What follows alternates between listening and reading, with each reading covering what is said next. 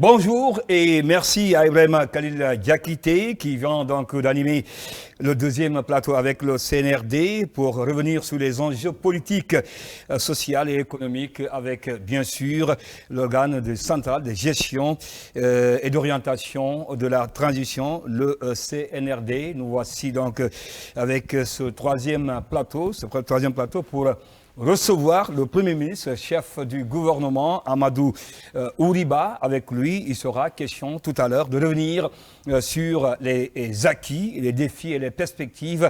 Et donc les activités donc, du gouvernement, qu'est-ce qui a été fait à nos jours, qu'est-ce qui a été donc mis comme acte depuis le 5 septembre 2021, 3 ans après. Qu'est-ce qu'on peut retenir de la gestion, de la transition de façon générale, mais aussi les actions donc, du gouvernement. Avec moi pour m'accompagner sur ce plateau 3 avec le Premier ministre, chef du gouvernement, Thierno Amadou Mbone Camara. Bonjour et bienvenue.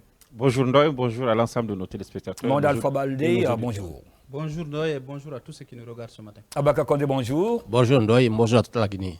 Et nous souhaitons également la bienvenue au Premier ministre, chef du gouvernement, Amadou Ouriba, sur ce plateau. Monsieur le Premier ministre, bonjour et bienvenue. Bonjour. Alors, comme je le disais tout à l'heure, d'entrée de jeu, il est question de parler aujourd'hui, nous le savons, 3 ans donc après la prise du pouvoir par le CNRD. Qu'est-ce qu'on peut retenir, parlant bien sûr des actions gouvernementales de façon générale, tout en revenant sur les acquis. Et qu'est-ce qui a été fait, qu'est-ce qu'on peut retenir 3 ans après de gestion par le CNRD? Bon, il y a beaucoup de choses à retenir. Vous savez, 3 années, à l'échelle d'un pays, c'est peu. Mais par rapport à ce que la population guinéenne et les institutions de ce pays sont en train de vivre, il y a eu beaucoup de changements. Si vous me le permettez, d'abord en ce qui concerne la question du vivre ensemble, la recherche de la stabilisation du pays par le biais de la cohésion nationale qui doit être renforcée, le lancement des assises nationales, par, à l'époque, le colonel Mamadi Doumbouya, président du CNRD, était une initiative majeure de la gouvernance après le régime de M. Alpha Condé. Et cela avait montré l'indispensable nécessité pour les nouveaux dirigeants de ce pays de mettre la question du rassemblement comme une priorité des priorités. Et les assises nationales qui ont pour vocation de déblayer le terrain pour qu'on ait une véritable politique et une stratégie de réconciliation nationale, a structuré principalement certains grands axes qui ont été déclinés à travers des programmes. Et ça, je peux vous dire que la question de la recherche, disons, de rupture avec l'impunité par l'organisation du procès du 28 septembre 2009 était une initiative et une décision courageuse que les dirigeants du CNRD ont pris. Et vous savez que ce n'était pas une décision facile, puisque c'était la première fois qu'en République de Guinée, que les autorités qui ont incarné la responsabilité de l'État à un moment donné de notre histoire, ont été mis devant le tribunal pour expliciter leurs responsabilités dans des crimes de sang. Et la Guinée, par ce biais-là, a montré une capacité de faire une action historique, non pas à l'échelle de la Guinée simplement, mais à l'échelle du continent tout entier, par rapport à ce procès qui, grâce à Dieu, s'est terminé dans de bonnes conditions. L'aspect judiciaire n'est pas encore terminé, puisque vous savez, il y a des procédures disons, d'appel qui ont été engagées. Mais quoi qu'il en soit, la Guinée, par ce biais, on peut parler de la Guinée d'avant et de la Guinée d'après. Parce que les changements que cela induit dans le comportement des dirigeants, dans la façon dont l'opinion et la population guinéenne percevra le rôle d'un responsable, à partir de maintenant, les choses ne seront plus comme avant. Ça, c'est une décision vraiment historique et qui mérite qu'on y accorde toute l'importance que cela mérite. La Guinée, par elle-même, et je dois vous dire que la Guinée n'a pas eu les financements extérieurs escomptés. C'est les ressources nationales qui ont permis que nous puissions arriver à ce niveau-ci. Donc ce n'est pas une pression extérieure, c'est une décision souveraine des autorités de ce pays de faire cette action qui est historique aujourd'hui. L'aspect économique, la lutte contre la corruption qui est une véritable gangrène depuis très longtemps, parce que ce pays qui avait pour vocation d'être le leader économique en Afrique de l'Ouest dans les textes, dans les prévisions des années 50, est devenu, par le fait d'une gouvernance qui n'a pas été à la hauteur des attentes et des aspirations de la population guinéenne, nous a ramené à un État qui, aujourd'hui, a accumulé des retards. Et cela est dû principalement, non pas parce que des forces extérieures n'ont pas voulu le développement de la Guinée, mais les cadres qui ont incarné l'autorité de l'État pendant une longue période n'ont pas été en phase avec réellement les aspirations de nos populations. Et il fallait rompre cette chaîne qui est aussi une autre chaîne d'impunité par le biais de la corruption, et que l'instauration de la Cour de répression des infractions financières et économiques est un élément. Bien entendu, chaque chose mérite d'être expérimentée, d'être améliorée, et de ce point de vue encore, la Guinée, avec bien sûr ses tentatives, parviendra progressivement à avoir des institutions en capacité, sur le plan technique, sur le plan institutionnel, d'être en mesure de vraiment nous permettre que demain, que personne ne soit au-dessus des lois de la République, tant pour les crimes de sang que pour les crimes économiques. Ça, c'est quelque chose de fondamental qui constitue une rupture majeure par rapport au passé. Maintenant, sur le plan des options économiques, je peux parler des infrastructures. Ouais. Celui qui a vécu pendant longtemps dans notre capitale, pour ne parler que de la capitale, peut se rendre compte que les choses ont évolué. Il y a des axes routiers qui sont ouverts, qui ne l'ont pas été pendant beaucoup d'années. Et on se pose la question, mais pourquoi on n'a pas pu faire ça depuis très longtemps? Ça aurait permis aujourd'hui qu'on aurait pu faire autre chose, désenclaver les quartiers, faire en sorte que la capitale, les populations de plus en plus nombreuses puissent vivre de manière décente.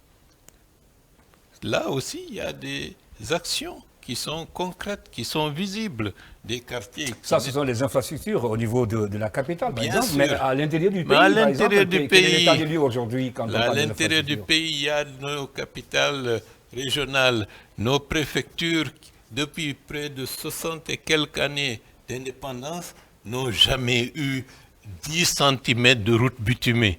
Et aujourd'hui, aller à l'intérieur du pays, que ce soit à Mali, que ce soit à Koubia, que ce soit dans des autres préfectures du pays, un peu partout, il y a des activités qui montrent que l'intérieur du pays fait partie aussi du territoire national, et des infrastructures sont en train d'être engagées.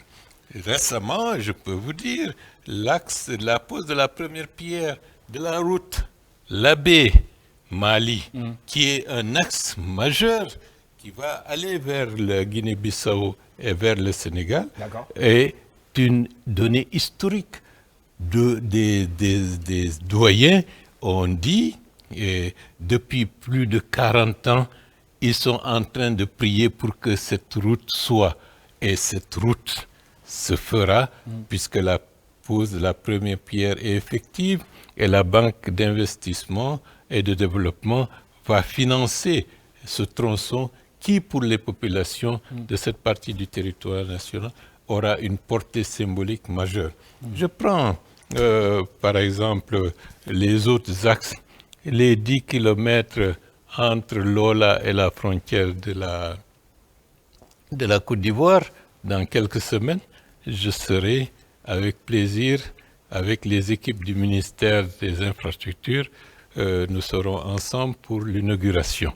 Donc c'est pour dire que l'ensemble du territoire n'est pas oublié. Et je rappelle que ça fait partie aussi d'une des recommandations de faire en sorte qu'aucune parcelle du territoire ne soit oubliée, ne soit exempte de la présence d'étatiques.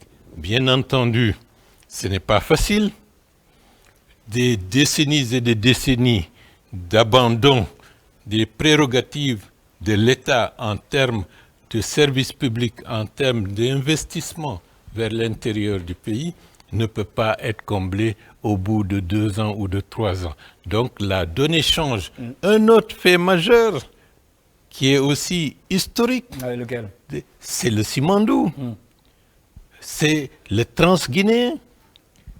Pendant des décennies et des décennies, pour ceux qui sont moins jeunes, ça faisait partie du rêve. Oui, bien sûr. Le rêve guinéen, c'est d'avoir le Transguinéen. Et le Transguinéen est en train d'être construit. Pour ceux qui ne savent pas ce que cela veut dire, c'est la construction de la voie ferrée de Moribaya jusqu'aux confins de Beila au niveau du Simandou. 670 km de voie ferrée pour transporter les minerais, mais pas simplement le minerai. Ce sera une voie ferrée multi-usage. Ça veut dire que ça va transporter aussi bien le minerai que des personnes, c'est-à-dire les voyageurs et les marchandises. Cela veut dire que c'est un axe stratégique de transformation économique de la Guinée que les Guinéens verront dans peu de temps. De transformation de l'économie de la Guinée, monsieur le Premier chef du gouvernement, vous avez parlé de plusieurs aspects qui ont fait à la fondation, à la rectification institutionnelle, par exemple du procès des événements du 28 septembre et tout ce qui s'ensuit, la Cour de répression des infractions économiques et financières, les infrastructures routières à Conakry, mais aussi à l'intérieur du pays. Et je vais peut-être donner la chance à Mamadou Alpha Baldé, parce qu'au-delà même de ces acquis auxquels vous avez fait allusion tout à l'heure, il y a aussi les défis donc, qui attendent les autorités de la transition, sont bien les enjeux et tout ce qui s'ensuit, tout en restant focus, bien sûr, sur les départements sectoriels, parlant de l'énergie, de l'économie, des infrastructures. Oui, monsieur le Premier ministre, on a suivi avec beaucoup d'intérêt votre discours de politique générale devant le CNT. Il était très ambitieux. Depuis, qu'est-ce que vous avez pu faire? Qu'est-ce qui est en train d'être fait et qu'est-ce qui reste à faire? Surtout dans un domaine précis, la pacification du pays, parce qu'il y a le social, l'économique, après le politique, mais dans la pacification du pays, dans le vivre ensemble, qu'est-ce qui est en train d'être fait? Bon, dans le vivre ensemble, je dois dire, il faut inculquer un autre style de gouvernance à tous les niveaux. Le style autoritariste, dont une bonne partie des élites guinéennes sont imbibées du fait des expériences antérieures, il faut progressivement déconstruire ce style autoritariste en un style qui permet un dialogue permanent entre les populations et les administrations, entre les forces de défense et de sécurité et les populations. Cela se fera avec du tact, intelligence et ça demandera du temps. C'est pour dire que ce n'est pas simplement en claquant des doigts que du jour au lendemain que les choses vont changer. Je déplore et je condamne le fait que hier, par exemple, une femme a été atteinte d'une balle au niveau de la T8. Et je constate qu'il y a 2 semaines de cela, un enfant dans les mêmes parages avait été atteint d'une balle et nous avons dénombré ces 2 mots. Et depuis hier, le ministre de la Sécurité est en train de rechercher et de mener les enquêtes tant au niveau interne qu'au niveau de l'ensemble de tout ce qui a pu se passer pour avoir une explication logique et plausible de cette série dans le même secteur qu'il y ait des morts. Et nous tenons à ce que la lumière soit. Et nous tenons aussi à rappeler que la responsabilité doit être partagée pour la sécurisation du pays. Qu'est-ce que les autorités locales ont fait? Qu'est-ce que le chef de quartier a fait? Qu'est-ce que les autorités morales de ce quartier ont fait? Est-ce que nous pouvons, sur un territoire d'environ 243 000 km², veiller sur tout ce qui peut se faire dans un coin du territoire s'il n'y a pas une responsabilisation de tout le monde pour veiller à ce que la sécurité soit la priorité des priorités. Et de ce point de vue, en ce qui le concerne, le ministre de la Sécurité est en train de faire ce travail. Et vous savez que par rapport à la sécurisation, au mois d'avril ou mai, je ne me souviens pas exactement de la date, je m'étais rendu au niveau du ministère pour rencontrer toute la hiérarchie des agents de police et pour indiquer qu'on ne peut pas tolérer que dans le cadre des manifestations et même dans le cadre du maintien d'ordre, qu'on dénombre à chaque fois des morts. Et les enquêtes doivent être poursuivies sans complaisance. Et la responsabilité de ceux qui sont les responsables, les commandants d'unité, doit être totale pour veiller sur le comportement des hommes. Mais cela veut dire également que la loi doit s'appliquer et que la justice doit être menée jusqu'au bout et que les enquêtes doivent être sans complaisance. Parce que ce que vous devez savoir, l'instrumentalisation de la délinquance pour des intérêts politiciens est dans le contexte régional un élément dont on doit prendre en considération. La déstabilisation de l'Afrique de l'Ouest veut dire qu'aujourd'hui des armes circulent.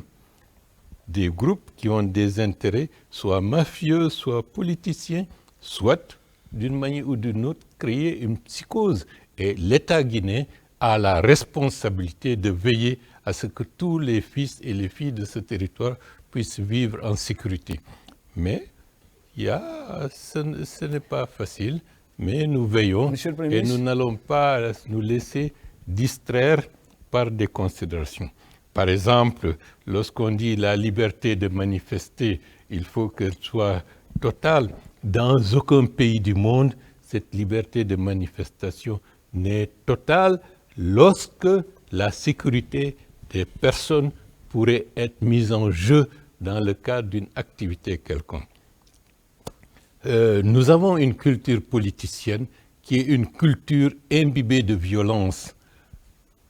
Et nous sommes en train, non pas par des discours, mais par des faits et des approches, de montrer aux gens qu'on peut résoudre nos problèmes sans avoir besoin de se donner des coups de poing, mais de se retrouver autour de la table avec des acteurs responsables, mais pas avec des acteurs qui sont dans une certaine mesure... Monsieur le Premier ministre, on a vu quand même des enquêtes qui n'ont jamais abouti dans le passé. Quelle garantie aujourd'hui pouvez-vous donner aux populations guinéennes quant à l'aboutissement de ces enquêtes auxquelles vous faites allusion tout à l'heure? Bon, lorsqu'on a procédé au jugement du massacre du 28 septembre 2009, ça a montré une volonté de l'autorité la plus haute de ce pays d'aller jusqu'au bout et en laissant la justice faire son travail.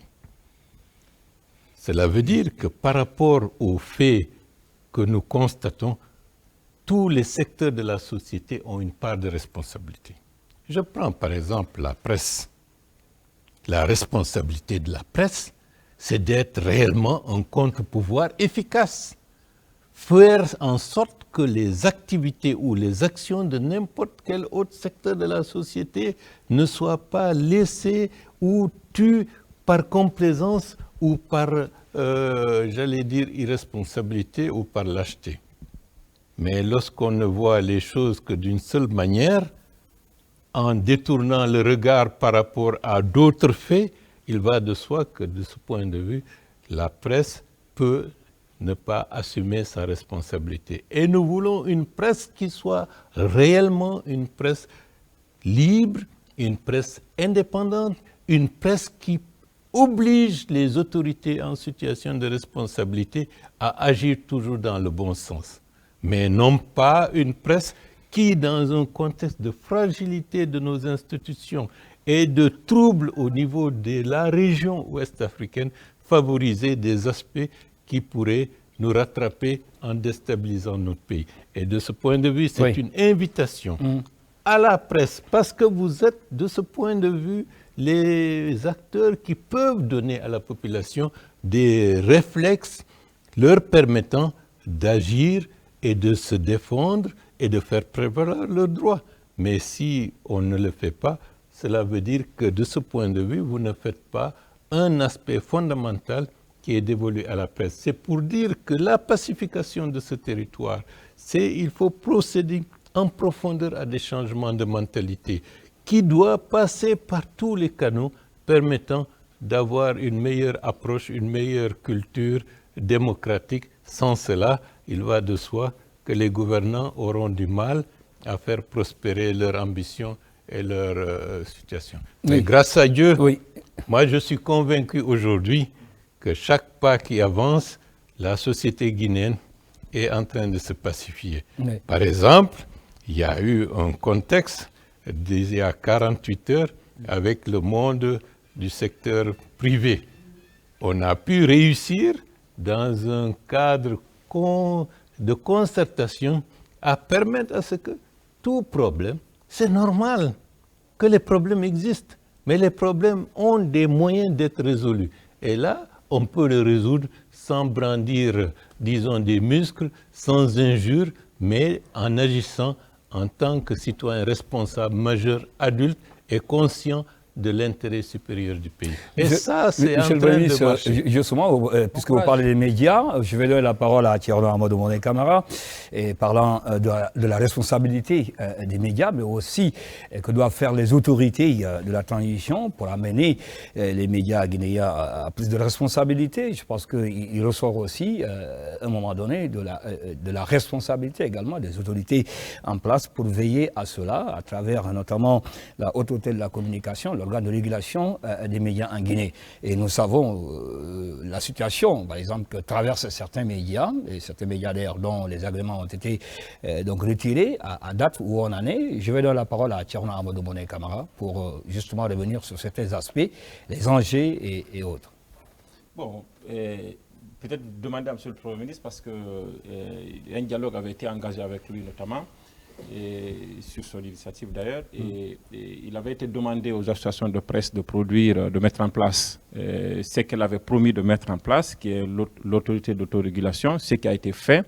À date, qu'est-ce que vous entreprenez pour effectivement voir dans quelle mesure on peut remettre ce dialogue en place, pour voir dans quelle mesure on peut sortir de cette situation? Mais je pose cette question parce que Ndoye a voulu que je la pose, sinon moi je voulais plutôt vous interroger sur le cas de ces leaders politiques qui soit sont en exil ou sont en prison. Je parle du cas de Kassori ou du cas de Cellou Dalein de l'autre côté. Qu'est-ce que vous faites effectivement, parce que la primature c'est aussi le dialogue politique et social, qu'est-ce que vous faites pour rassurer ces corps intermédiaires qui sont dans le parti politique à venir résoudre le dialogue politique? Bien. Par rapport... C'est la question des médias, dont les agréments ont été retirés. Mais je vous ai tendu la main, vous l'avez mordu. Et le couperet est tombé. Donc, vous m'avez rendu, de ce point de vue, peu capable d'envisager une initiative quelconque. Vous savez, lorsqu'on mord la main qui vous est fraternellement tendue, il va de soi, il faut laisser guérir la plaie qui en a résulté. Et c'est dommage parce que ça a été de la part des acteurs concernés directement qui ont fait preuve d'infantilisme. On était sur le point quand même de décrisper la situation, M. le Premier ministre. Qu'est-ce qui s'est passé entre-temps? Non, Ndoye, vous savez, dès qu'on a tendu la main, c'est comme si certains avaient un objectif de ne pas permettre à ce que le gouvernement résolve de manière irrémédiable le conflit qui prévalait depuis le mois de novembre. Et vous avez laissé faire. Il y a eu manque de leadership au niveau des responsables des médias. Lorsqu'on est à la tête d'une organisation ou lorsqu'on est le patron d'une presse, il faut se rendre compte qu'on est responsable d'une entreprise. Une entreprise, ce n'est pas simplement j'ai mis les biens. Il y a des hommes, il y a des femmes qui travaillent, qui vivent d'un salaire et qui doivent nourrir leur famille. Et donc, la responsabilité d'un chef d'entreprise, c'est de se rendre compte que chaque acte, il ne doit pas voir et regarder son nombril. Il doit se rendre compte qu'il a toute une population qui dépend de l'activité et de la pérennisation de l'entreprise. Cela a manqué et c'est malheureux, mais aujourd'hui, laissons l'eau couler sous les ponts. Le temps viendra où la sagesse et l'intérêt de tous ceux et de toutes celles qui sont malheureusement impactés par ça permettra d'envisager la suite. Mais il faut changer. On ne peut pas vivre comme on vivait il y a 50 ans. C'est les faits qui nous obligent. Ce qui prévalait avant le 5 septembre 2021, c'est-à-dire l'outrecuidance, une manière de chantage perpétuel, on fait semblant on joue sur la vie, sur les intérêts du pays, au gré d'intérêts politiciens ou d'intérêts de toute nature.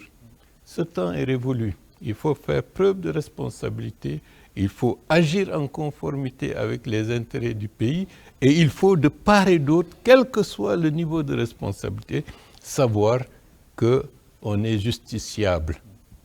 D'anciens responsables au plus haut niveau de l'État guinéen ont été jugés devant la barre, donc aucun d'entre nous n'est au-dessus de la justice par rapport à des faits qui peuvent lui être incriminés. Est-ce que l'histoire il est permis, M. le Premier ministre, en ce qui concerne justement la situation de ces médias? Non, demain appartient à Dieu. Donc le temps viendra où la situation de part et d'autre, les esprits vont s'apaiser, d'autres mentalités, d'autres approches permettront d'envisager avec l'aide de Dieu les choses avec plus de sérénité. Ce n'est pas par plaisir que nous voyons que des pères de famille ou des mères de famille se retrouvent sans emploi parce que l'entreprise qui les faisait vivre n'est plus en action. Mais aussi, c'est aussi bon. Parfois, comme vous dites, le processus de changement parfois est darwinien. Cela veut dire qu'il faut s'adapter, capacité d'adaptation. Les médias d'hier ne peuvent pas être les médias d'aujourd'hui et ne pourront pas être les médias dans 10, 20 ans. Il faut changer. Et aujourd'hui, la presse dont la Guinée a besoin, les médias dont la Guinée souhaite, c'est des médias qui vont dans une approche tout en maintenant les principes sacrés du professionnalisme et du métier du journalisme dans une approche qui permette que chacun se dise « Ah, si j'écoute telle radio, si je vois telle image, si je visionne telle émission, j'apprends quelque chose qui peut m'être utile. » Tout en ne disculpant pas les autorités en situation d'activité ou de responsabilité devant leurs responsabilités. Il faut sanctionner, il faut faire prévaloir tout ce qui peut impacter négativement les intérêts de ce pays. Sur la deuxième question de Thierno Amadou Monet, concernant la situation des acteurs politiques, dont certains sont à l'étranger. C'est ce que je viens de dire, nous sommes tous justiciables. n'est-ce pas? Moi-même, j'ai fait 5 années d'exil, n'est-ce pas? C'était dur. Bon, l'exil, pour ceux qui ont vécu l'exil, ils savent que c'est loin d'être une partie de plaisir. Au contraire, c'est mourir à moitié. Donc, je suis conscient de cela. Mais nous sommes tous justiciables. Il y a des faits qui sont liés à des activités politiques, il y a des faits liés à des aspects qui concernent l'obligation de redevabilité par rapport à la gestion du patrimoine national. Si on n'a rien à se reprocher, on peut être tranquille.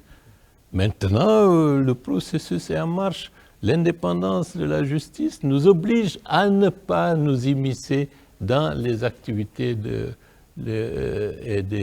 la justice, parce que si on le fait, ça crée une justice à double vitesse. Donc on remet en selle une certaine forme d'impunité.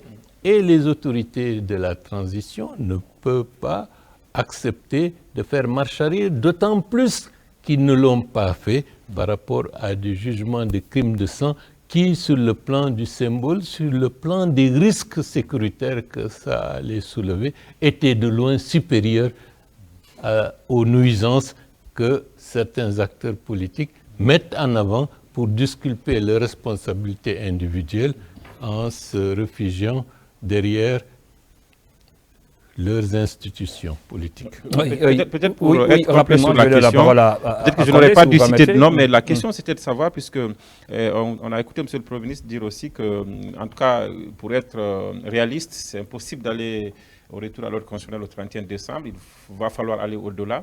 Mais est-ce que ce processus que vous voulez, moi je ne dirais pas de report, peut-être de rallonge, est-ce qu'il est possible sans qu'il y ait un dialogue politique avec les vrais acteurs? Et ces vrais acteurs, il y a des faux acteurs.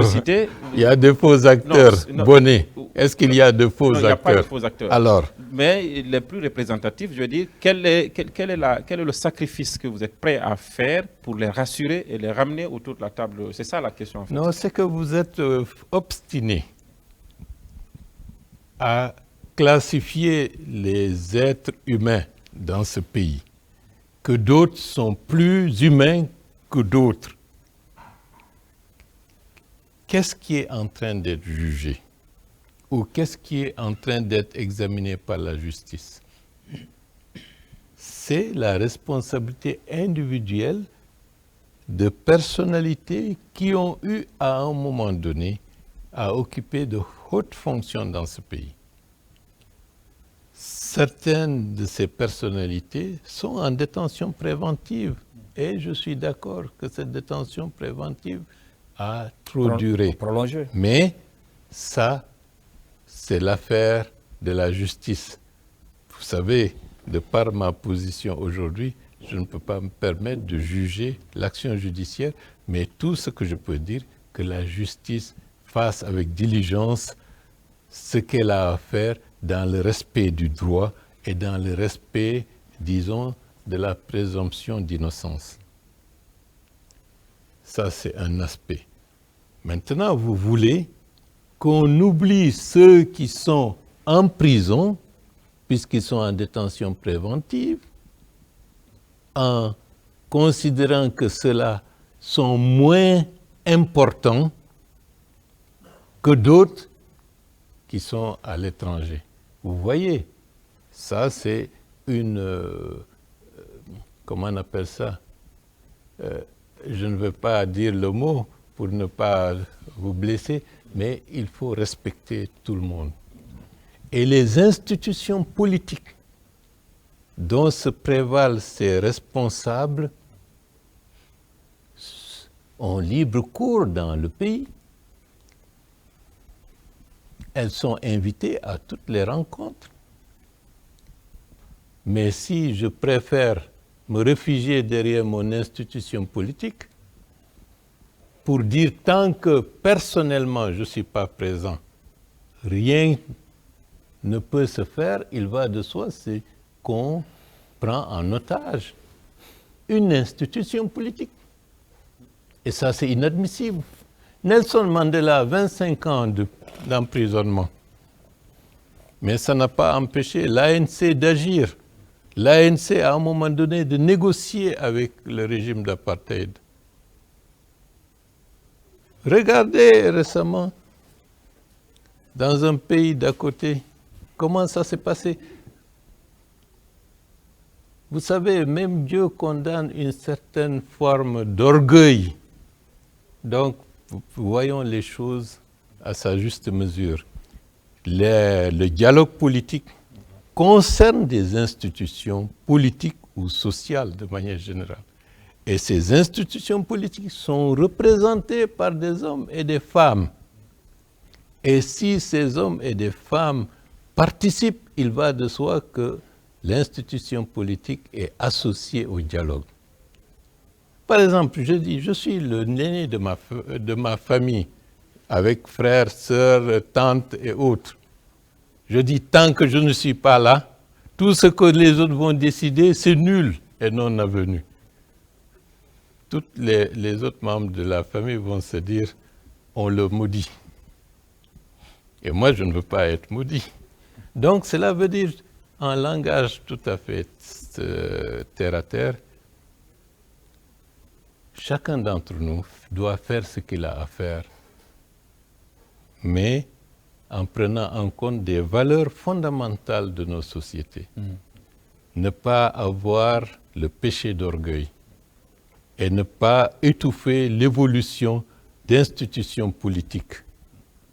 Nous sommes tous mortels. Et de ce point de vue, vous savez ce que j'en conclus. D'accord. Aboubacar Condé, et une question sur le dialogue, dialogue social. Bon, justement, dans le cadre de la recherche politique, autant pour moi. des consensus autour des questions essentielles, vous, le Premier ministre, vous êtes aussi garant de ce dialogue social et le président même en a institué un organe consultatif. Justement, qu'est-ce qui est fait? Parce que depuis que vous êtes là, on n'a pas encore vu la convocation de tous ces acteurs autour des questions essentielles. Mais également... Non, ça, je ne laisserai pas passer. Bon, c'est une contre-vérité. Oui, à vous de donner votre vérité. Mais il faut dire la question... Monsieur le Premier ministre, oui. je pose la question après vous donnez la réponse non, que vous souhaitez donner à ma question. L'introduction voilà. est déjà orientée autrement. Non, bon, justement, mon idée n'est pas d'orienter. Alors, s'accordant également sur le principe de redevabilité, on avait vu avec vos prédécesseurs, il y avait l'évaluation périodique de l'équipe gouvernementale. Et qu'en est-il aujourd'hui de ce côté? Mais également, peut-être ma dernière préoccupation, dans le cadre de l'exercice des libertés collectives et individuelles, le gouvernement a pris la décision de suspendre l'exercice de cette liberté. Qu'est-ce qu'elle fait aujourd'hui pour amener les Guinéens à apprendre à revendiquer? Bien. La première question. Vous dites que je n'ai pas convoqué ou invité les acteurs politiques. Ça fait pratiquement... Il parle de l'organe consultatif, là. Non. Évidemment, j'ai posé la question. Non, je réponds. Cet organe a été mis en place par le président. Je réponds. Attendez, voilà. Allons, pas à pas. Allez-y. Les formes de dialogue peuvent différer, peuvent changer, peuvent évoluer. Le dialogue est permanent. Personne, aucun acteur politique, aucun acteur social, depuis que j'ai eu la charge d'être le Premier ministre chef du gouvernement, c'est-à-dire fin février 2024, ça fait 2023. 6 ou 7 mois. 2024. Tout le monde, 2024, pardon. 2024. Non, 24. Non. 24. Donc tu veux dire février 2024, c'est février 2024. Allez-y, monsieur le Premier ministre. Ça fait à peine moins de... à peine. Bientôt 1 an. Bientôt. Non, vous voulez... Non, c'est pour parler plus franchement. Ne soyons pas politiciens. Mais aucun acteur politique, ni aucun acteur social, ni même aucun acteur de la société civile n'a demandé à rencontrer le Premier ministre pour échanger sur des questions d'intérêt national sans qu'il n'ait l'audience. Donc, et les initiatives pour instaurer un climat de dialogue, un climat d'échange permanent, un climat qui n'est pas un climat de retranchement, c'est le gouvernement actuel qui l'a initié. L'invitation de tous les anciens premiers ministres disponibles à rencontrer le Premier ministre en situation de responsabilité. Il faut reconnaître à César ce qui est à César.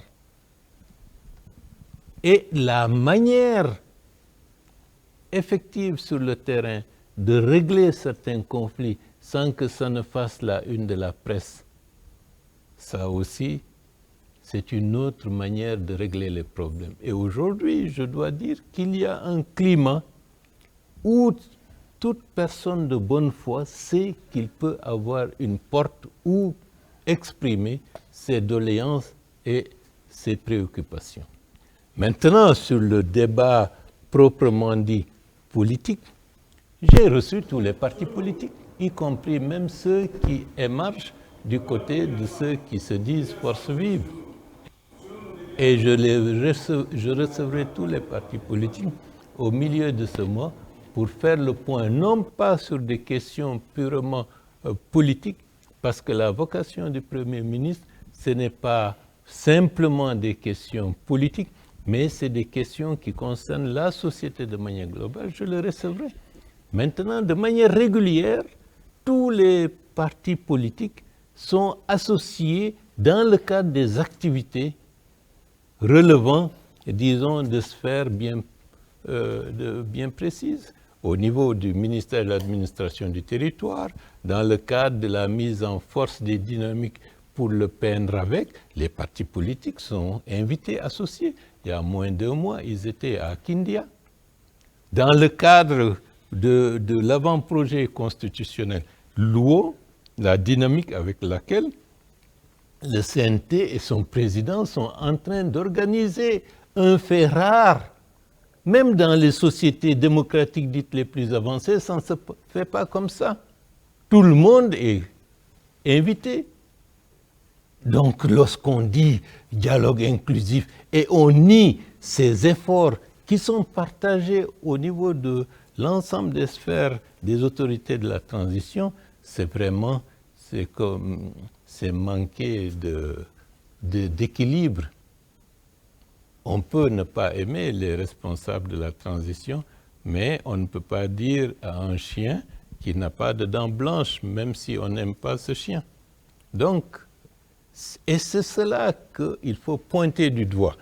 Parce que, vous savez, lorsqu'on dénigre systématiquement son pays, lorsqu'on dépeint toujours dans du mauvais côté son pays, vous ne faites pas mal. Lorsque je dis vous, c'est pas... C'est le pays tout entier qui en souffre.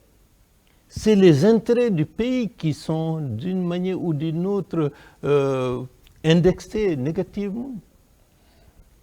Le sens patriotique, on peut ne pas aimer le gouvernement, hein. Ça c'est un droit reconnu à tout citoyen. Mais agir dans le sens de nuire aux intérêts fondamentaux de son pays, ça c'est une trahison. Aujourd'hui, la Guinée est engagée dans des chantiers extrêmement importants qui vont changer, permettre à ce pays dans les années à venir de ne plus être méconnaissable. À l'image du projet Simandou, par exemple. Entre autres. Oui. Entre autres. Monsieur le Mais ministre. L'extérieur, le bashing systématique. Écoutez les médias. Vous savez que nous sommes en compétition. Est-ce que tout le monde veut que la Guinée aille de l'avant? Est-ce qu'ils veulent que ce pays, qui était potentiellement l'un des plus riches, puisse actualiser ses ressources en tout point de vue pour être dans les années à venir un des pays susceptibles d'être leader? Et donc, c'est comme si vous avez une équipe nationale et vous dites, vous voulez que l'équipe gagne et vous êtes toujours en train de tenir la jambe des joueurs pour qu'ils ne jouent pas ou vous leur attachez les deux jambes et dire il faut aller en compétition avec d'autres. Il faut que les gens changent de mentalité. Il faut que les gens se rendent compte que si la Guinée gagne, c'est tout le monde qui va gagner. Aujourd'hui, il y a une situation, demain, il y aura une autre situation, mais si les choses progressent, c'est tout le monde qui va en jouir. Voilà. Donc, je tenais à ça, Non, oui, il parce va que revenir tout à l'heure. les questions Oui. concernant le manque de dialogue, ce n'est pas parce que 1, 2, 3 ou 4 personnes ne sont pas contents qu'il faut dire que 10 000 personnes ou 20 000 personnes ne sont pas contentes. Non, mais des personnes majeures, des acteurs majeurs aussi, Monsieur le Premier Bon, ministre. pour détendre l'atmosphère, je vais vous donner une anecdote qu'on m'a racontée ces jours-ci. À la CIA, il y avait un entretien où ils ont pris 20 personnes. Et parmi les 20 personnes, on a pris, par exemple, Tcherno Amadou. On l'a inclus dedans. Et individuellement, on a projeté un triangle. Les 19 personnes ont dit que c'est un carré.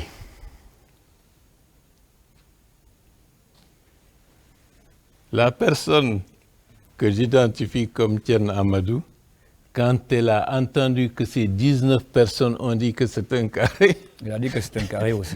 la personne a dit c'est un carré alors que c'était un triangle. Ouais. La philosophie de l'histoire, c'est quoi? Lorsque vous laissez votre pays dans une façon systématique dénigrer parce que des gens utilisent des moyens, qu'est-ce que ça veut dire? Que si tout le monde dit c'est ça, c'est ça, c'est ça, à travers des médias, puisque les médias jouent un rôle fondamental aujourd'hui, même des gens qui voient que les choses sont autres, pour ne pas être considérés comme des anticonformistes, ils vont dire ce que les autres sont en train de répéter. Pour être en harmonie. Donc, faites en sorte Ouais. qu'il y ait l'équilibre dans l'approche, et c'est ça qui va contribuer à une culture d'apaisement, à une culture allant dans le sens Monsieur le de Premier la ministre, sur réconciliation. les évaluations, comme il l'a dit. Non, les évaluations, que dit vous savez, ensuite, dès que je suis les venu, libertés publiques. oui, dès que je suis venu, nous avons constaté qu'il y a quelques secteurs qui étaient sinistrés, notamment le secteur de l'électricité. Et tant bien que mal, on essaye de mettre les bouchées doubles pour en sortir de manière irrémédiable et permettre à ce pays d'être en équilibre et même aller au-delà en ce qui concerne la production d'électricité. Maintenant, si les structures ne sont pas bien assises, vous voulez faire des réformes et vous demandez aux administrateurs, aux responsables d'être évalués sur des systèmes qui ne fonctionnent pas. C'est que vous faites fausse route. Aujourd'hui, par exemple, nous avons estimé qu'il y a une floraison d'EPA qu'il faut fusionner ou qu'il faut remettre. Le dossier est pratiquement clos. Et ça va être une des mesures qui a été demandée depuis très longtemps par le président de la République. Et nous l'avons déjà fait et j'attends, disons, une ou deux séances d'arbitrage pour que ça soit finalisé. Ça veut dire qu'on remet en cause la façon dont les choses fonctionnaient. Deuxièmement, nous avons dit par rapport à la réforme budgétaire qu'à partir de l'année prochaine, c'est-à-dire pour le budget de 2025 et au-delà, ce sera des budgets programmes. Un budget programme, cela veut dire que personne ne viendra demain parce qu'il a rêvé qu'il peut construire un building comme l'Empire State Building, et dire je vais construire un building et que la puissance publique soit engagée dans cette voie. Il faut que tout soit planifié, que tout s'intègre dans un programme qui peut durer 2 ans, 3 ans, pour éviter les improvisations intempestives qui font on commence aujourd'hui quelque chose, on ne le termine pas et on recommence autre chose. Tout ça, ce sont des réformes structurelles en profondeur pour changer fondamentalement la gouvernance. Donc, dans ce cas d'espèce, qu'est-ce qu'on peut faire pour demander une évaluation de personnes qui travaillent à ce niveau-là et qui ne le font pas? Nous avons constaté également une certaine forme d'externalisation, c'est-à-dire ce que la puissance publique, ce que l'administration publique devrait faire, une volonté systématique d'externaliser à travers des bureaux, à travers des sociétés, le travail que les personnes qui sont dûment mandatées pour cela devraient faire. Parce que ça permet d'une certaine manière d'affaiblir la puissance publique par une hémorragie financière, mais on ne fait pas travailler les personnes habilitées. Donc, vous voyez, dans ce contexte, moi, j'ai considéré des évaluations qui ne vont pas dans le sens de conforter des réformes dûment engagées. Je ne suis pas favorable parce que c'est des coûts. Bon, il y a beaucoup d'autres choses que je peux énumérer. Lorsque vous évaluez, il faut que d'abord que le système soit assaini. J'évalue le secteur de l'électricité en disant est-ce qu'il y a eu performance? N'importe quel directeur général qu'on peut mettre à la tête de EDG dans les conditions qui prévalaient il y a quelques mois, je ne dis pas qu'on est sorti, mais l'évaluation serait pas du tout. Votre approche sera différente de celle de votre prédécesseur, c'est ça? Bien entendu, il faut que ça change. Il faut qu'on tire les leçons de chaque expérience pour savoir ce qui a marché, ce qui n'a pas marché. Sur certains aspects, il y a continuité par rapport à l'approche antérieure, mais sur d'autres, il faut corriger. Et c'est comme ça que va le monde. Aujourd'hui, nous faisons des aspects, nous agissons, mais demain, quelqu'un d'autre se rendra compte que nous avons commis des erreurs. Et c'est comme ça que le Oui, sa troisième question, c'était sur les libertés publiques, M. le Premier ministre. Les libertés publiques, je vous l'ai dit, les libertés publiques, pour que ces libertés publiques soient en conformité avec les attentes de tous, c'est quoi? Il faut que tous les contre-pouvoirs et le pouvoir soient efficaces. Et l'efficacité des contre-pouvoirs, par exemple la presse, je vous ai dit tout à l'heure, il y a une inefficacité. Parce qu'au moment où certains tempèrent, cherchent à apaiser, il y a d'autres qui mettent le feu ou qui insistent à la violence, à un certain manque de franchise.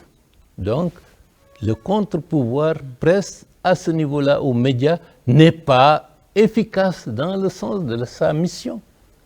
Les politiques, s'ils regardent par le rétroviseur, alors qu'ils ne se rendent pas compte que le temps a changé, la Guinée est en train d'aller sur une autre orbite. Cela veut dire que ce contre-pouvoir, au lieu d'être efficace, sera inefficace. Et la situation la plus optimale, c'est d'avoir un pouvoir intelligent, sage, vertueux, et des contre-pouvoirs efficaces, intelligents. À ce moment-là, ce mixage ou cette convergence permettra de faire des bons qualitatifs et on ira plus rapidement en avant. Et c'est cela que nous sommes en train Est-ce que ça veut dire, M. le Premier ministre, que tant que vous n'avez pas la garantie que les mentalités ont changé, cette liberté restera suspendue? Non, les libertés. Moi, je suis père. J'ai des enfants. Lorsque je vois qu'un de mes enfants, que je peux lui faire totalement confiance, qu'il a une capacité d'être responsable dans sa conduite, dans ses manières de faire, vous pensez que je serai toujours sur ses talons pour savoir ce qu'il fait, comment il fait? Mais si j'ai un enfant dont, au fond de moi-même, je ne suis pas sûr de ses faits et gestes, donc à tout moment, je suis sur le qui-vive en me posant la question, qu'est-ce qu'il est en train de faire? Bien entendu, en tant que parent, on a toujours une tendance protectrice qui amène à être plus regardant Et l'enfant peut estimer que vraiment ce vieux-là me fatigue, il veut savoir qu'est-ce que je fais, qu'est-ce que je ne fais pas. Donc la liberté publique, les libertés publiques vont dans ce sens. Une société qui avance, une société où les populations sont au fait de leurs droits et savent que l'intérêt public, c'est que le pays aille dans le sens d'un apaisement, d'une responsabilisation des uns et des autres. À ce moment-là, il n'y a même pas besoin d'avoir des forces de police. Mamadou Alpha Baldé, on va aller avec, avant de partir avec les assises, notamment les assises qui ont été pilotées par les deux religieux, Monseigneur Vincent Koulibaly et aussi Elhadj Mamadou Saliou Camara avec Thierno Amadou Mané qui va poser la question. Mais bien avant, oui, allez-y. Permettez-moi, je peux dire les questions du retour à l'ordre constitutionnel, on dirait que vous les occultez. Non, pas du tout. On n'a pas fini. On n'a pas fini. On vous est très près sur ces questions-là. Oui, on est en train de suivre le canevas. Oui, justement. Sur la question de l'électricité, le Premier ministre a donné quelques exemples, mais j'ai l'impression qu'il n'a pas été suffisamment en profondeur. On vous a vu lancer le compteur de la primature. Prépayé. Voilà. Prépayé, on imagine que ça n'existait pas. Aujourd'hui, qu'est-ce qui est fait pour justement éviter les erreurs du passé? Parce qu'on a l'impression qu'on est en période où il y a plus ou moins d'eau maintenant dans les barrages. Vous avez trouvé d'autres solutions avec le retour du bateau. Qu'est-ce que vous pouvez dire à toutes ces entreprises qui ont passé une période d'étiage très difficile? Il y en a beaucoup qui étaient obligés de fermer. Que l'année prochaine, on ne va pas revivre le même calvaire. Aujourd'hui, EDG doit être rentable. Vous en avez parlé à d'autres occasions. EDG coûte combien à l'État et qu'est-ce que vous faites aujourd'hui pour que ça puisse trouver une solution irrémédiable pour reprendre vos termes? Bien. Merci pour cette question.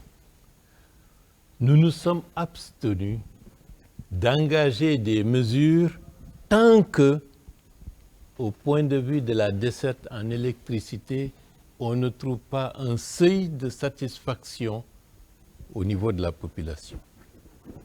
Et je pense que dans le contexte actuel, on est passé d'une phase de pénurie et je loue la résilience des populations guinéennes qui pendant... Tu étais habitué au courant maintenant plus de 7 ans. Il y avait le courant régulièrement après une sorte de cassure. Non. À quel prix? Vous dites pendant 7 ans on avait du courant, mais à quel prix? Et qu'est-ce que des décisions de l'époque ont conduit le pays où le secteur de l'électricité engrange, absorbe l'essentiel, pratiquement près des 2 tiers. D'accord. De toutes les... Attends, non, c'est très important que les gens le sachent. Le secteur de l'électricité, c'est comme un tonneau que vous voulez remplir. Le tonneau en bas, il n'y a plus de fond. Donc, vous voulez remplir un tonneau qui n'a pas de fond, il ne va jamais être rempli. Et ça a épuisé les finances publiques de ce pays. Le tonneau qu'on avait n'avait pas de fonds qui existait déjà. Bien sûr. N'avait pas de fonds pour. Mais à quel prix? Et vous savez ce que vous savez. Avant le 5 septembre 2021, la situation économique essayait d'avoir un regard rétroviseur. Des efforts quand même avaient été consentis concernant l'inflation, l'électricité. Non, mais le ministre en charge de ce secteur, quand on aura passé cette période, d'ici 1 ou 2 mois, fera un point systématique sur les 10 années de gestion du secteur de l'électricité. Vous savez que Caleta ne nous appartient pas? Évidemment. Ah, nous le savons. Évidemment. Nous le savons. Est-ce que la population guinéenne le savait? Moi, je ne le savais pas. La question reste posée, Monsieur le Premier ministre. Qu'on m'a dit, attends, Indoï, oui. On m'a dit les 700 millions de dollars de Rio Tinto, c'est pour Caleta. C'est pour Caleta. Et quelques années après, on se rend compte que, mais bon, où sont passés l'argent? Les 700 millions. Les 700 millions de dollars. Point d'interrogation. Et aujourd'hui, Caleta ne nous appartient pas. Pendant 20 ans. On a une partie pour être peut-être c'est Soapiti qui ne nous appartient pas. Parce qu'il ne reste que 5 minutes là. Si vous permettez, il va terminer rapidement. Oui. Bon, allez-y, monsieur c'est pour dire le ministre en charge de ce secteur fera un point systématique et peut-être même fera Monsieur le ministre, document. on n'a que 5 Mais minutes pour maintenant. répondre à sa question, Oui. je disais, je loue la résilience des populations qui ont enduré une période extrêmement difficile, avec sérénité et calme. Et avec l'aide de Dieu, on ne vivra plus cette situation. D'accord. Parce que pourquoi? Il y aura à peu près au minimum, ça dépend des délais, dans les 10 mois à venir, 700 mégawatts en énergie solaire. Oui, bon, rapidement sûr. Et le ministre de l'Énergie était la semaine dernière dans la région de Kankan pour la pose de la première pierre pour 30 mégawatts pour Kouroussa, 30 mégawatts pour Sigiri, 30 mégawatts pour Kankan en énergie solaire. Mais l'énergie solaire, à elle seule, ne suffit pas. Nous sommes en train d'envisager un processus que je tairai le nom, parce qu'en Guinée, il ne faut jamais dire ce que tu fais, il faut que les gens voient ce que tu as fait. Le retour à l'ordre constitutionnel, Monsieur le Premier ministre.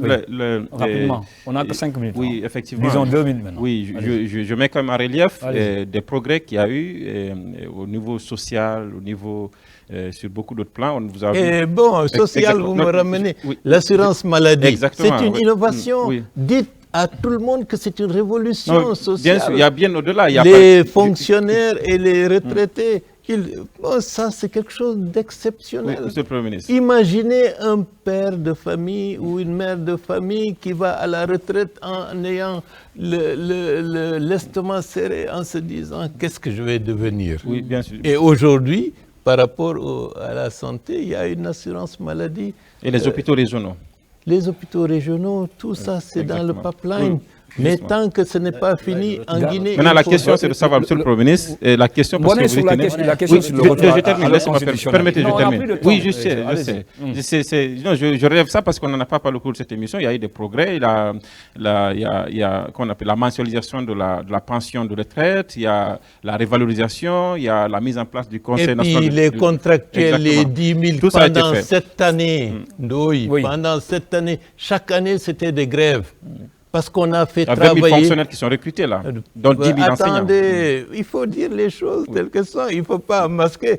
Pendant des années, plus de 7 ans, on a fait travailler des jeunes gens et des jeunes femmes et qui ont supporté l'éducation nationale, sans moyens, sans salaire.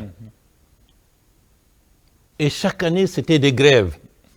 Et cette question est totalement résolue avec la fonctionnalisation de près de 10 000 contractuels de l'éducation. Maintenant, la question, Monsieur le Premier ministre, je voudrais quand même qu'on soit précis là.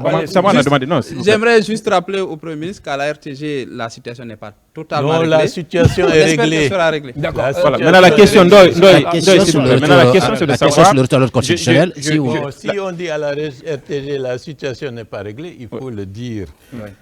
Il y avait un accord entre les syndicats et le gouvernement d'alors par rapport à la situation des journalistes stagiaires qui n'étaient pas fonctionnalisés, c'est-à-dire qui n'avaient pas un statut.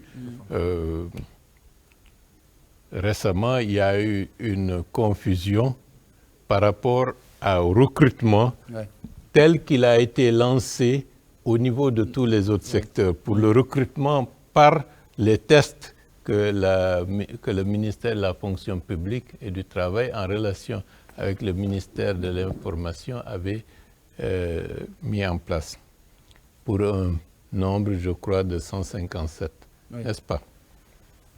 Donc, ça posait un problème. À juste titre, les syndicalistes ont fait prévaloir des accords antérieurs par rapport à près de 500. On n'augmente pas le nombre, c'est 300 et quelques. Non, donc il ne faut pas avancer des chiffres. Peut-être. Il n'y avait pas de chiffre précis, Monsieur le Premier ministre. On a juste dit la régularisation. Non, la régularisation. Bien. Maintenant, ça a créé une confusion et et c'est dommage que nos administrations, je peux vous dire, je connais un des M. Camara qui venait chaque mois relever le niveau de le comptage de la consommation d'électricité à mon domicile. Un jour, je lui ai posé la question. Il m'a dit, ça fait 10 ans. Il est stagiaire. Il est stagiaire à EDG. Ouais. J'ai dit, ça, ce n'est pas du tout juste. Comment peut-on faire travailler pendant des années et des années des pères de famille dans des situations de précarité? Et je sais que des journalistes qui présentent le journal télévisé, les émissions, au niveau de la station officielle de l'État, n'ont pas de statut. Ouais. Et je trouve ça inadmissible. 15 ans, parfois 20 ans après. Je trouve ça inadmissible. Il faut que Et vous voulez maintenant, comment évaluer les performances des responsables dans ces conditions? Si on évalue en milliers de dollars dépensés ou des centaines, on se leurre parce que fondamentalement, les conditions pour que les gens soient performants, soient en phase de faire correctement le métier, les conditions de base ne sont pas réunies. Et pour en revenir à votre problème, la question a été tranchée dans le sens de faire prévaloir, parce que l'État c'est une continuité, les accords qui ont été engagés et de prendre en compte le test à un certain niveau, puisque là, il peut y avoir une marge. On recrute aujourd'hui, cela ne veut pas dire qu'on recrutera pas. Et donc, la tranche d'âge des personnes recrutées, il faut qu'il y ait une meilleure planification pour suivre cette évolution, pour que tout le monde n'aille pas à la retraite en même temps. Et malheureusement, par exemple, au niveau des magistrats, il a été constaté que pratiquement, heureusement que des anciens ministres avaient déjà engagé, surtout le ministre Cheikh Sako, avait engagé une procédure de formation des magistrats. Donc c'est pour dire que nos systèmes doivent changer. Nos administrations doivent évoluer. Les ministères, on les fera changer de manière de travail. Les BSD qui constituent les cerveaux des ministères devront être pourvus en personnes de qualité. Donc, par rapport à l'engagement concernant les budgets à programmation pluriannuelle, si on n'a pas des techniciens avérés en capacité de faire des prévisions sérieuses et des capacités d'anticipation, mais on n'ira pas loin. Monsieur le Premier ministre, vous avez voulu qu'on vous la pose. La dernière question, le retour à l'ordre constitutionnel en 1 minute, 2 minutes. Non, vous avez négligé cette question. Il va répondre, on est presque arrivé. Allez, voilà. Monsieur le Premier ministre. Non, on y travaille. Et comme je l'ai dit, l'objectif, c'est d'avoir le référendum à la fin de cette année. C'est-à-dire avoir le PNRAVEC, avoir le fichier électoral, organiser le référendum. Si on organise ça, c'est comme si tout le reste là, c'est comme si un coureur, vous allez gravir la montagne. Après le référendum, c'est comme si maintenant on a atteint le sommet. Mais et le reste des Guinéens, quel est aujourd'hui, monsieur le président, je voulais juste des précisions. Non, s'il vous plaît, on est allé au-delà du temps. On a l'opportunité d'avoir monsieur le Premier ministre. Merci, monsieur le Premier ministre. En tout cas, moi, je suis à l'aise. Je suis à l'aise, je suis très content d'échanger avec vous. Donc, lorsqu'on est au sommet, le reste, le processus, c'est une descente. Merci beaucoup. Merci d'être venu dans cette synergie des radios et télévisions libres de Guinée. Merci beaucoup. En collaboration avec la RTG et la radio rurale. Soyez à tous les journalistes plus professionnels. Vous regardez, on discute, il n'y a pas de questions taboues, n'est-ce pas? Merci à Thierno Amadou Bonnet, Camara. Merci à Mamoud Alpha Baldé, à Blaka Condé, merci. Donc merci à vous également, monsieur le Premier ministre, d'être venu. La suite de nos programmes, tout à l'heure.